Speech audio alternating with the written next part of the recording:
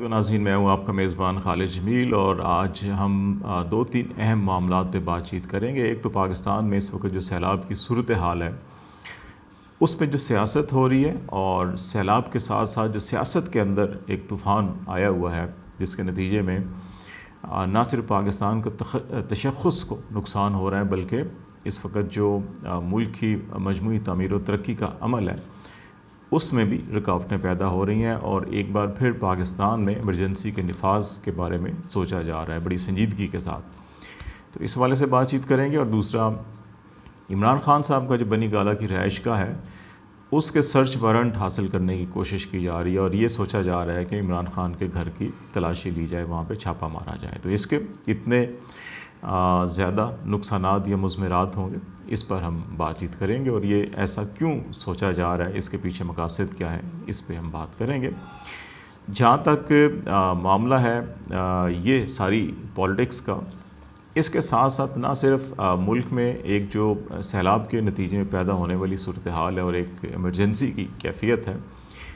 वफाकी हुकूमत खैबर पख्तूनख्वा और पंजाब में गवर्नर राज के नफाज पर भी बड़ी संजीदगी से गौर कर रही है। तो ये तीन हवाले हैं जिनके ऊपर आज हम बातचीत करेंगे। अगर सैलाब की सूरत हाल देखें तो इस वक्त खैबर पख्तूनख्वा के जो बालाई इलाके हैं उनमें ख़ास तौर के ऊपर बारिशें, क्लाउड ब्रस्ट हुआ और बाज़ जगहों के ऊपर ग्लेशियर्स फटे, जिसके नतीजे में बहुत कम वक्त में बहुत ज़्यादा और बहुत बड़ी मिकदार में सैलाब आया। और उसके नतीजे में हमने बहुत से विजुअल्स आपने देखे होंगे सवात, कलाम, बहरीन के अंदर किस तरह से बड़ी बड़ी बिल्डिंगें, इमारत और होटल्स जो हैं कि वो लम्हों के अंदर जो है वो पानी की नज़र हो गए। बेसिकली सारी की सारी कंस्ट्रक्शन जो पानी की गुज़रगाहें होती हैं, जो दरिया के जिसको हम बेल्ट कहते हैं, कच्चा, बेला या गोट के इलाके कहते हैं, अगर आप पंजाब के अंदर बलूचिस्तान और सिंध में चले जाएं तो ये सारे की सारी कंस्ट्रक्शन इलाकों में थी जिनको सबसे ज़्यादा नुकसान, हर साल जब भी सैलाब होता है तो सबसे ज़्यादा नुकसान उन्हीं को होता है। लेकिन फिर हम बार बार उन्हीं इलाकों में डेवलपमेंट करते हैं, उन्हीं इलाकों में तमीरात करते हैं, और इसकी ऊपर ना गवर्नमेंट संजीदगी से सोचती है, ना हम खुद जो लोग वहाँ बसने वाले हैं इसको इस तनाजुर में देखते हैं। शायद एक ये बिज़नेस बना हुआ है, एक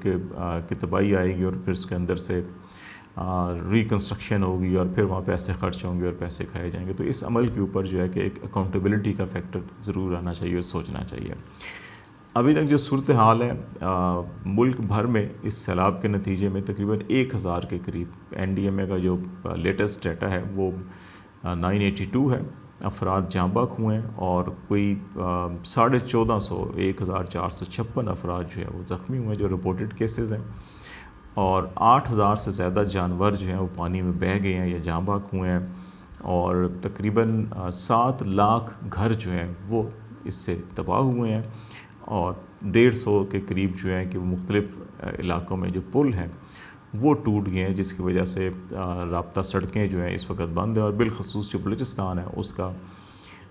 खैबर पख्तूनख्वा से, पंजाब से और सिंध से जो ज़मीनी राब्ता है वो मुनक़ता हो चुका है। तकरीबन सारे पुल जो उसके इन इलाकों को तीनों सूबों को मिलाते हैं वो टूट चुके हैं, या सड़कें कहीं से टूट चुकी हैं और वो फिर ये मुनक़ता है। तो ये सारी की सारी सूरत हाल है, एक जिसको क्लाइमेट इमरजेंसी कहा जा सकता है पाकिस्तान में इस वक्त जो है कि वो नाफिज़ हो चुकी है। सिंध के अंदर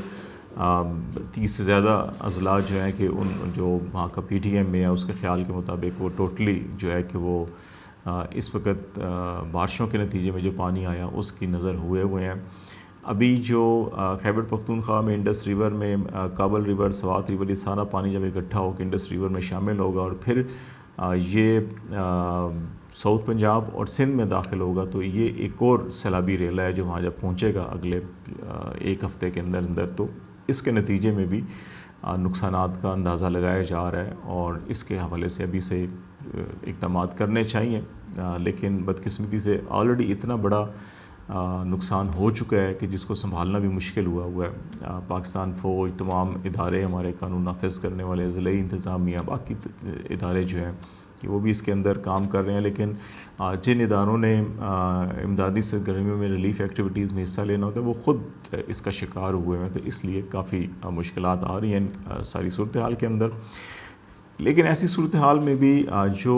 पाकिस्तान का जो सियासी मंजरनामा है इस वक्त, उसमें जहाँ एक तरफ हमने देखा कि इमरान खान के ख़िलाफ़ पहले बड़े संगीन दहशत गर्दी जैसे मुकदमात कायम हुए, शहबाज गिल के ख़िलाफ़ गद्दारी का मुकदमा दर्ज हुआ, फिर उसके बाद पंजाब और खैबर पख्तूनख्वा में PMLN और PDM की जो क़यादत है, Pakistan peace party, PMLN, JUI, उनकी लीडरशिप के ख़िलाफ़ भी उसी नौइयत के मुकदमा जिन्होंने माजी में अफवाज पाकिस्तान या आला अदलिया के बारे में बयानात दिए थे, उस सिलसिले में मुकदमा दर्ज हुए। फिर हालात इतने ज़्यादा गंभीर हो गए, इतनी ज़्यादा जो है कि सियासी तलखियाँ बढ़ गईं कि ना सिर्फ यहाँ बल्कि बरतानिया में PMLN ऐसी इतलात आ रही हैं कि वहाँ पर भी जो चैरिटी कमीशन होता है वहाँ पर PTI के ख़िलाफ़ दरख्वास्त दे दी गई है कि जनाब ये जो चैरिटी यहाँ से फ़ंड इकट्ठा करते हैं वो उन मकासद के लिए इस्तेमाल नहीं होता जिस मकसद के लिए लिया जाता है। तो ये जो पाकिस्तान की लड़ाई थी वो बरतानिया तक जा पहुँची। अब अगर इस सारी सिचुएशन को देखा जाए तो इसी में अभी खैबर पख्तूनख्वा हुकूमत ने जो ख़त लिखा वफाकी हुकूमत को, और उसमें जो वफाकी हुकूमत को उनकी कमिटमेंट्स का याद दहानी कराई गई, जो IMF के साथ जब MOU साइन हो रहा था तो उस वक़्त ये उनसे कहा गया था कि फौरी तौर के ऊपर साइन कर दें और फिर जो 100 अरब के करीब जो माली मुश्किलात या मसाइल हैं वो हल कर दिए जाएंगे, वफाक की तरफ से फराहम की जाएगी। लेकिन अभी तक वो नहीं की गई। KP के फाइनेंस मिनिस्टर ने ये ख़त लिखा जिसको वफाकी हुकूमत की जानब से, बाज़ हल्कों की जानब से ये कहा गया कि IMF की डील को ख़तरे में डालने के मुतरादिफ है ये। लेकिन PTI की लीडरशिप का ये कहना है कि जब वफाक अपनी कमिटमेंट पूरी नहीं करेगा, जिन कमिटमेंट की बुनियाद के ऊपर इंटरनेशनली आप मुआहदे करते हैं वो कमिटमेंट भी पूरी ना करें और फिर जो सूबाई हुकूमतों को माली मुश्किलात का शिकार करें और फिर उनके ऊपर सियासत करें, तो फिर वो खतूत नहीं लिखेंगे, याद दहानी नहीं कराएंगे तो क्या करेंगे। तो अब ये इतलात आ रही हैं कि इसी किस्म की चीज़ जो है कि वो पंजाब की तरफ से भी की जा सकती है। तो ये इन हालात के अंदर वफाकी हुकूमत ये सोच रही है कि अगर KP और पंजाब की हुकूमतों ने इस किस्म के खतूत लिखे और उन खतूत के नतीजे में 29 अगस्त को अगर IMF के साथ जो डील वो ख़तरे में पड़ती है, तो फिर इन दोनों सूबों में मुल्की मफादात के ख़िलाफ़ काम करने के हवाले से चार्जशीट तैयार करके और फिर खैबर पख्तूनख्वा और पंजाब के अंदर गवर्नर राज नाफिज कर दिया जाएगा। तो अब अगर ये सूरत हाल भी बनती है तो ऐसी सूरत हाल के अंदर भी यकीनी तौर के ऊपर आला अदलिया का दरवाज़ा खटखटाया जाएगा, क्योंकि कॉन्स्टिट्यूशन की अपनी कुछ रिक्वायरमेंट है। प्रेसिडेंट का रोल होता है इसमें गवर्नर राज के लिए। प्रेसिडेंट जो है कि वो गवर्नर राज नाफिज करते हैं,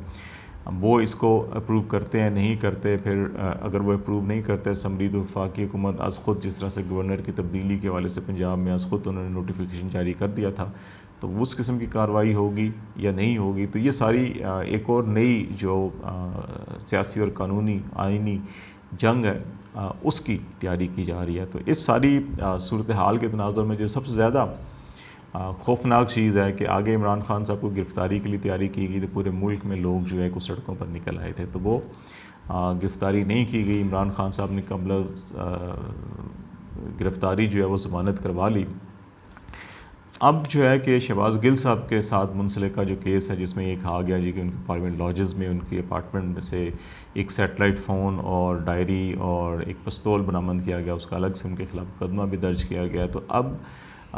ये कहा जा रहा है जी कि वो सैटेलाइट फ़ोन या डायरी में जो राब्ते में थे जो सियासतदान या उनके सीनियर अरकान या जो मीडिया पर्सनस, उनसे भी तफ्तीश की जा सकती है, तहकीक की जा सकती है, ये एक तजवीज़ है। फिर ये भी है कि शहबाज गिल साहब का, क्योंकि अभी तक उनका जो पर्सनल मोबाइल है वो नहीं मिला और उनका जो असिस्टेंट है, ड्राइवर है, उस तक अभी तक रसाई नहीं हासिल हो सकी, तो इसलिए इतलात ये हैं जी कि ये इमरान खान साहब की जो बनी गाला की रहाइश है वहाँ पर शायद है,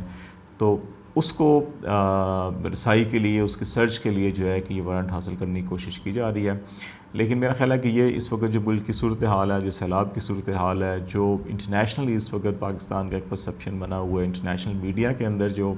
ये सारे मुकदमेबाजी और इमरान खान को दहशतगर्दी के मुकदमे में जो मुलव्वस करने की कार्रवाई थी, उस हवाले से जो सब कुछ हुआ, उसके तनाजुर में ये मेरा ख्याल है कि अगर कोई इस किस्म की कोशिश की गई तो ये जल्दी पर तेल का काम करेगी और इससे सूरत हाल ख़राब हो सकती है। पाकिस्तान के अंदर पहले ही हालात जो है कि इस वक्त सैलाब से कुछ ज़्यादा अच्छे नहीं हैं, तो इसलिए इन हालात में मज़ीद हालात में बिगाड़ पैदा करना मेरा ख्याल है ठीक नहीं होगा। इस स्टेज से निकलना चाहिए और फिर जो ये कोशिशें की जा रही हैं कि तमाम सियासतदानों को बिठाकर और एक स्मूथ वे के अंदर नए इलेक्शन की तैयारी की जाए, इंतखाबी इस्लाहात की जाएँ, मेरा ख़्याल है उस तरफ तवज्जो रखनी चाहिए, रैदर दैन कि इस किस्म की ऐसी कार्रवाइयों की तरफ जाएँ कि जहाँ पे आप एक दूसरे को नीचा दिखाने के लिए या उनको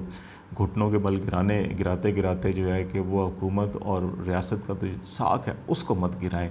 उसको जो है कि हमें मुकद्दम रखना चाहिए। बाकी सियासत चलती रहती है, तो ऐसी कार्रवाइयों से गुरेज़ करना चाहिए यकीनन पाकिस्तान की इमेज के लिए जो है नुकसानदेह हों। फ़िलहाल इतना ही। खालिद जमील को इजाज़त दीजिए। अल्लाह हाफ़िज़।